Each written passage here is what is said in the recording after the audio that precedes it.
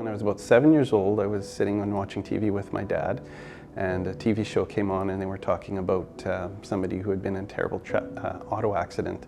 It was two parents and their son, and they had been approached about him becoming an organ donor. And it was a completely fictitious show, but I sat there with my dad and watched it.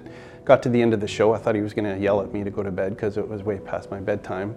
But instead he asked me if I understood what they had talked about in that show, and in my kind of infantile way, I explained to him what I thought it was, and he just said he hoped that if I was ever faced with that decision, I would make the same choice. Fast forward about 30 years, I was donating platelets at Canadian Blood Services, and I saw a brochure about living organ donation, and I was hooked.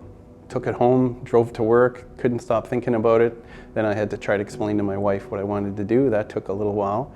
And then I approached Transplant Manitoba, and then the ball got rolling. I hadn't really thought a lot about who I was donating to. I think it was just that opportunity.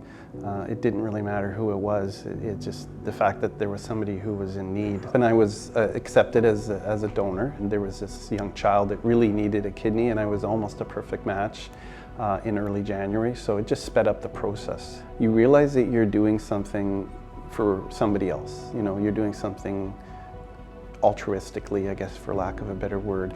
And it's a rare moment that you can make that sort of a sacrifice and do that for somebody else. So it was just an amazing feeling. And I think that's when it became real to me, that I had had an impact on somebody's life and I had done something special. And I sort of said to myself, this is going to change your life. And then sort of started to realize this wasn't the end for me, that I needed to do more, and I needed to talk about organ donation, and I needed to promote it and get more people to think about what I had done. I have gotten more from the donation than the person who received my kidney, I think, in some respects.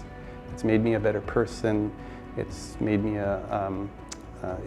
care about more things, and it's made me a more full person. So I'm as thankful for the opportunity as the person is that received it, I believe.